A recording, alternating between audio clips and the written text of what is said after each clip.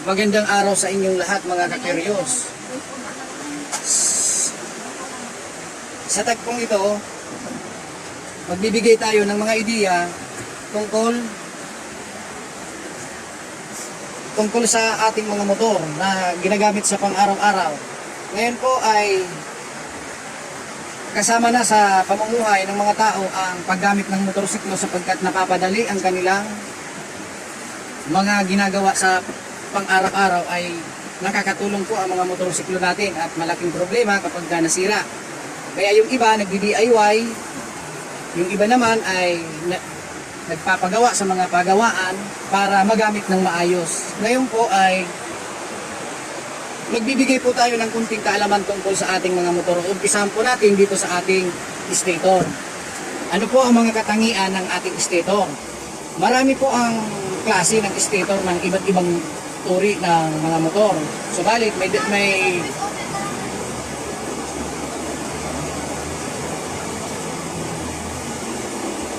Subalit meron pong dalawang klaseng stator na ibibigay ko pong kunting kaalaman sa inyo mga kakuryos. Umpisahan po natin dito sa isang stator na ito.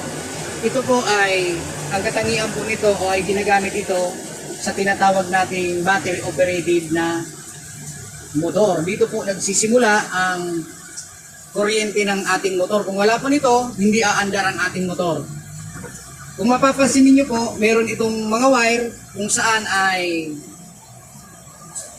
nakakonect po rito sa winding ng kanyang stator. Ito po ay mahalaga sapagkat ito po ay nagbibigay ng kuryente, ilaw o pag-charge ng ating mga motor. Ito nga pala pong stator na ito ay maaari itong mabasa ng oil ng ating motor. Kung tawagin po ito ay wet stator. Sapagkat yung isang klase po ng stator ay hindi siya maaaring mabasa.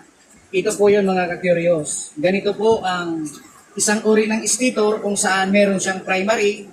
Kung mapapansin niyo po, ito pong isang ito na kakaiba na winding, ang tawag po dyan ay primary. Samantalang ito po ay yung yung nauna po nating stator na ipinaliliwanag, wala po siyang primary. Pero parehas po ang kanilang function ay mapalabas ng kuryente mula sa kanya, pupunta ng regulator,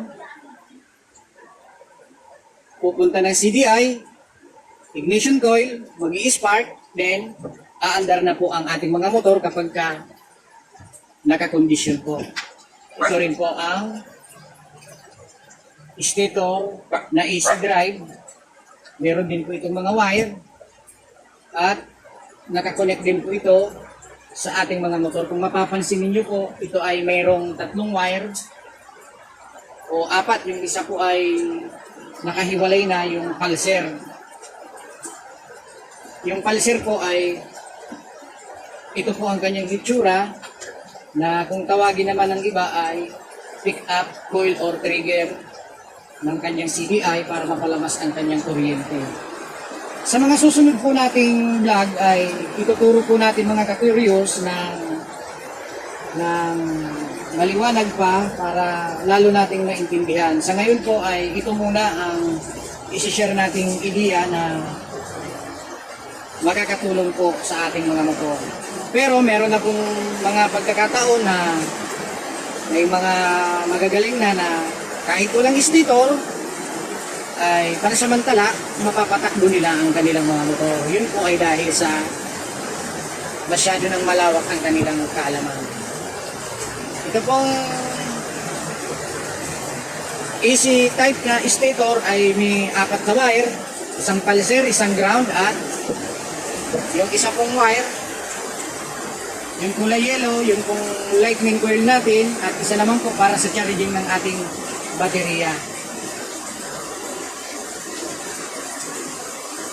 Maraming salamat mga curious. Sana makatulong itong kunting ideya na akin pong naiambag.